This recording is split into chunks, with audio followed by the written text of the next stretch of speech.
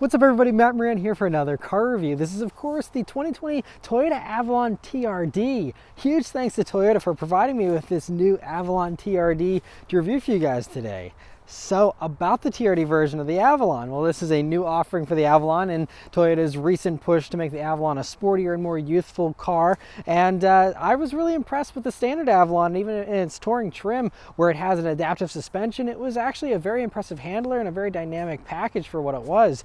And so the TRD package here kind of ups the ante a little bit. Although you lose that adaptive suspension, you do get a sportier TRD track-tuned suspension instead. And I think, you know, they really jazzed up the looks of the TRD version here very nicely in my opinion. You still have that massive grille, which some people aren't in love with. I personally think the Avalon looks really cool, and especially with this body kit, looks even cooler. So first off, you have these little front splitters there, which look very cool. All the trim is blacked out as well. The badging in the back and everything is all blacked out. But even like the side skirts with the red pinstriping is very cool. The whole vehicle is actually 0.6 inches lower thanks to TRD lowering springs that are also giving it a sportier ride as well. You also have unique 19-inch wheels here, which are actually lighter than the standard 19-inch wheels you get on other Avalons. And so this actually removes 18 pounds of unsprung mass, and so should give it a little bit better handling and also just make the car feel a little more athletic. So that's a cool touch. There's also some bigger brakes hiding behind those wheels as well. And other things going down to the sides, you can really see just how long the Avalon is. The wheelbase itself is 1.8 inches longer than a Camry, and that might not seem like a huge number, but it really, I mean, this is a dramatic looking vehicle with just how long and slender it looks. It's very slinky, and it just looks so low to the ground. It really hugs the ground so much more with this new body kit and everything. Out back, it also has some nicely sportier looks. You got a nice little spoiler there on the trunk, and then you also have a little rear diffuser there, which also has some red pinstriping and everything on that lower body kit area. And you also have TRD exhaust tips, and so it's an actual TRD catback exhaust, which has a great sound, which you'll hear in a minute. Overall is a very cool look out back too. I still love this generation Avalon. The taillights, how they were kind of concave and go inwards towards the body there, is such a cool touch. It's just so three-dimensional there in the back end, and very few sedans these days have such a three-dimensional back end like the Avalon here, and I think it really stands out, and it's very distinctive and looks really appealing to me, honestly. And so overall, yeah, I think they took the Avalon package, which was already great, and just turned it up to 11 here with this body kit and the aggressive styling it now has, and overall I think it's a really good look. All right, so starting to go for a drive. The Avalon here has a pretty basic Toyota key that just has the Avalon branding on it there. It's kind of cheap and lightweight and plasticky feeling, this key. I wish it was a little bit nicer, but still at least it's not too big, and I appreciate that. But of course the Avalon's keyless access, keyless entry, and push button start, so just leave the key in your pocket, hit the engine start button, and it starts right up. And if you're curious to hear my thoughts on the Avalon TRD interior, me and my wife actually did a separate video. I'll link that above, and you can go watch that if you're curious to hear our thoughts on the interior here in the Avalon. All right, so setting off here in the Avalon TRD. Well, I think the first thing you notice is that you have really good visibility here in the Avalon. You have nice thin A-pillars. The side view mirrors are off onto the side of the door there and not on the A-pillar, so that's nice. You have a great view forward, nice large windshield, and a view out of the back is also very good. And so it's a pretty airy cabin, and it's a very spacious feel too here in the Avalon. A little bit more so than the Camry in my opinion. Other things to note, you have very responsive and natural feeling throttle. Brakes also have a very gradual bite to them. They're not very grabby, so you do have to go almost about half travel in order to really start getting some heavier braking feel. So it's definitely it's very easy to be smooth with the braking in the Avalon, so that's the nice thing about it. And so you do have bigger brakes here though in the Avalon. While we're talking about that, the Avalon TRD, they're 0.9 inches larger for the rotors in the front, so it goes from 12-inch rotors to 12.9-inch rotors. So they actually did increase the braking capability, and also it went from 1 piston brake calipers to 2, and so all that should actually give you some stouter braking performance. Not like most Avalon TRD buyers will probably need it, but it's nice that it is a very well-rounded package as far as, in addition to the better handling capabilities, you also have better brakes to back it up. Another thing is you have slightly heavier steering here in the Avalon TRD, and it still is very Avalon-like, very comfortable, not overly heavy. They didn't overdo it, and I think that's a good theme of this whole package in general is, you know, it's nicely a little bit more sporty, but they didn't overdo anything. It's not trying to be more than it is, and I appreciate that. But it does have a little bit extra heft to the steering, and I think it feels good. Also at some lower speeds here, it's of course very quiet and refined, very smooth in the Avalon still, even with this sportier TRD suspension. And you also have a nice little burble from that TRD exhaust, which we'll hear more in a second, because I'm going to go ahead and put it into the sport mode, the transmission into the sport mode, and let's turn down onto this back road here and see how it does. Here we go. Very responsive. Wow, there was no delay. And it even got some wheel spin there out of the front wheels. And then this thing pulls good. Wow, I'm impressed. So the Avalon TRD here runs the same engine as the normal Avalon, the 3.5 liter naturally aspirated V6. It is direct injected. It does 301 horsepower, 267 pound-feet of torque. And it do 0 to 60 in 6 seconds. And honestly, from my butt dyno here, it felt a little quicker than that. We're also running an 8-speed automatic transmission here in the Avalon, so a good old normal automatic, unlike stuff like the Maxima that's gone to CVTs. I appreciate that Toyota is sticking with a normal automatic here in the Avalon, and because of it, it's very responsive. But even in sport mode here, it's not like it's hanging on to high gears or doing anything crazy like that. It's still, you know, again, in moderation. It's a little bit sportier, but nothing crazy. Another thing we can try out here is the manual shifting. So we're already in the sport mode, so we just start playing with the paddles here, and there is no dedicated manual mode, but it isn't super dedicated to holding onto that gear. So like I'm trying to hold second gear and the RPMs are still all over the place. And so the torque converter is just being a little mushier with that. So I wish it would hold on to it a little bit better, but upshifts are more of a suggestion than an exact response. So personally, I wouldn't bother with manual shifting here in the Avalon. I think you're going to be better off just leaving it in automatic and letting it do its own thing. But we're coming up some corners here. Let's see how the Avalon TRD handles them. Okay, so there's a little bit of heft there, but it's actually it's very flat. Very confident. So this weighs about 3,700 pounds. I think it's 3,708 to be exact. And it feels a little heavier than that, honestly. It feels closer to like 3,900 or 4,000 pounds, just again from the feel. But it's got good amount of grip too, which is, I'm actually kind of surprised by the grip, considering we have Michelin all-season tires. They're 235 wide all around, but they're only the standard Michelin all-season, not the sportier Pilot Sport all-season tires. So that would give you a little bit of extra grip and still have the all-season capability if they went for those tires. But these other ones, I'm sure get some better fuel economy, things like that, probably a little bit longer wear. So I'm guessing that's why they went with these ones instead. But still has good grip. Yeah, I'm impressed with that.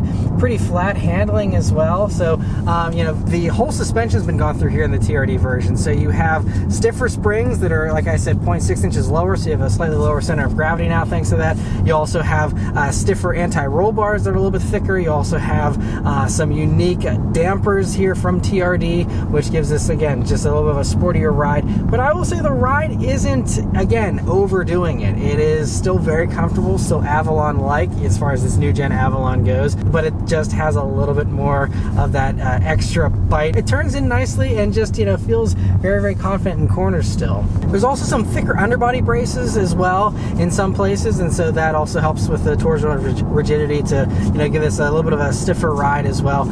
But like I said, very comfortable still. And you know, it is interesting though that they decided to get rid of the adaptive suspension for the TRD version and instead just has the normal, you know, traditional spring setup and everything. But you know, the dampers on the Avalon Touring I reviewed a couple of years ago didn't make a wild difference in my opinion, and I think that this certainly feels a good bit sportier than that. Again, not massive differences because we still are very, very comfortable here with the Avalon TRD, but just a thing to notice there that, you know, even though you don't have that adjustability anymore, I don't think it's a huge deal. Go for another acceleration here. Yeah, okay, so that time the wheel wasn't perfectly straight before I floored it, and it definitely wanted to do a little torque steer. So, interesting thing there. I'm guessing if you tried to floor this in the rain, you might have a little bit of a more dramatic experience. But traction control does intervene pretty quickly there, and but it just can't hide the fact you're driving 300 horsepower through the front tires. And so yeah, another thing that you're also noticing, I think, going around corners here is that since you have a longer wheelbase than Camry, it feels like a bigger car in corners than the Camry, of course. And so not only is the car physically longer, but having that longer wheelbase means you have a little bit more stable and planted ride, but I think it just feels a little bit bigger in corners because of that. It's not a bad thing though. It again just gives it a little bit of a weightier, more substantial feeling in corners than the Camry has. I really like this exhaust too. It's again, could be certainly louder, of course, but for an Avalon TRD, it's very appropriate. And what I'm actually noticed is that at some lower engine speeds is where you kind of hear the burble the most. It's really sweet between like 2,000 and 3,000 RPMs, where most people hang out most of the time, and that's where it has this really pleasant burble to it that I really enjoy, that signature V6 burble that a lot of people really enjoy, and I certainly love it. And I think, again, there's really no drone with the exhaust. I just wish that as you went higher up in the RPM range, it got a little bit louder, because this engine actually, I think, makes peak horsepower right near its red line. I think 6,600 RPMs is peak horsepower. So the red line here is indicated at like 6,500. So kind of an odd setup there. But you really have to wring this thing out to get all the power out of it, which is a naturally aspirated engine. That's typically the way they go, and so there's nothing wrong with that. It just means I wish that it got a little more dramatic as the revs increased as far as the sound, and instead the sound kind of seems to fade away in those higher RPMs. Maybe they did that so you don't have the drone, I'm not sure. One thing that really stands out to me though about the Avalon is its extra refinement over other Toyota models. I think as far as all the Toyotas I've experienced, this is definitely the most refined of the bunch. So, some people, it might be hard to justify the jump up from a Camry to an Avalon, considering you just get a couple inches of extra rear leg room and a larger vehicle. But, for a lot of people, especially comparing the TRD Camry to the TRD Avalon, you're looking at about $11,000 jump. And for that $11,000, you might not think it's worth it, because you have the same engine, you have pretty similar size and space, and most of the stuff on the interior is going to be about the same as far as what you get, features and content wise. But I think whenever you drive an Avalon compared to a Camry, that's where you find that extra $11,000 of value. It is much more refined. You have way less road noise than you get in the Camry, way more of a just subdued and I guess just solid experience. Not that the Camry is noisy and not solid, but this just definitely goes a step further. Maybe that's worth $11,000 to some people. I personally prefer the looks of the Avalon myself over the Camry, and especially in the TRD form here. I think it looks really sharp on the Avalon. I prefer the Avalon interior design over the Camry, and then that extra refinement is also very nice. So if you have the extra, $11,000 or so to spend on an Avalon, I think it is worth the upcharge over the Camry, even though, again, mechanically, there's a lot of similarities there. I think, you do feel that extra money here in the Avalon. And so that's just one thing I wanted to point out here. Another thing to mention is the actual fuel economy here in the Avalon. So they're rated at 22 in the city. They're getting 31 on the highway and 25 combined. In my driving here, I've done about 82 miles so far, and I did some spirited driving, but I did do a little bit of highway cruising and things like that, a lot of city driving, but anyway, my final fuel economy here was 19.9 mpg, so basically 20 mpg, so about 2 mpg less than the city rating.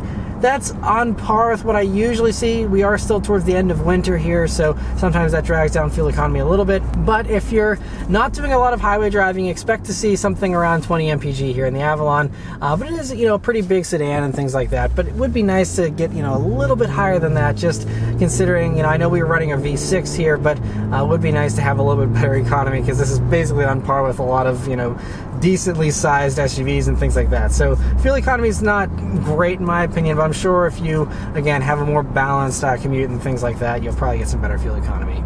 So I briefly alluded to the price comparing it to the Camry, but if you're curious about the pricing here of the Avalon TRD, so they start just over $42,000 before destination. With destination, you're right around 43. This one has the JBL stereo, which is $1,760, and that plus the destination are the only options this one has, but this one ends up with a as tested price of $45,410. And at that pricing, there's really not a whole lot this competes with. You have like the Nissan Maxima, and otherwise, as far as size class goes, you have like the Dodge Charger and the Chrysler 300, which are both, I think, in totally different fields as far as what they're going after and things like that. I actually have never driven a newer Chrysler 300, so I have no clue about those. The Dodge Charger obviously is much sportier. If you want a V8 or you want, a V6 and a little bit of a, I guess, a more cushier ride, and you like the looks of the Dodge being a little more aggressive, the Charger is still an option. And it's, I did review a V6 Charger several years ago, and they're nice driving vehicles, but this certainly has a much more buttoned down handling feel to it, a much sharper setup, and I think it just drives a lot better than a standard Charger V6 does as far as handling and things like that go. You also have a higher seating position in the Charger, things like that, so it feels a lot less sporty than this does, even in the non-TRD versions of the Avalon. Now, as far as the Maxima, comparing it to that very briefly, the Maxima had a softer ride. You have a CVT transmission, which I'm not a big fan of, and so everything in the Maxima just felt softer. There was a lot more torque steer in the Maxima, and it just was a little sloppier with its feel, and that's really the only way I can really put it, is it just felt sloppier. This is nicely refined and sharpened and honed to being very precise and exact and sporty, but whenever you don't want that sportiness, it still is super comfortable, super agreeable, and just a very nice, roomy, spacious place to be. And so overall, I really like the Avalon TRD. I think it's a great package here, and as far as pricing goes, it's right in line with like the XSEs and the touring trims. It's very, very close in price to those. So it really comes down to, if you want discreet looks, you can still go for the touring, which is still a very good handler. If you want the extra growl from this exhaust and the sportier looks of this one, you really don't have to pay much more for that. And I'm really happy that Toyota's giving people options and letting you find whatever Avalon suits your taste. And so I think it's great. Let me know your thoughts on the Avalon TRD in the comments below. Huge thanks to Toyota for providing me with this Avalon TRD to review for you guys today. Be sure to watch the interior review if you're curious to hear our thoughts on that. Anyway, thank you guys very much for watching. We'll see you on the next one. Take care.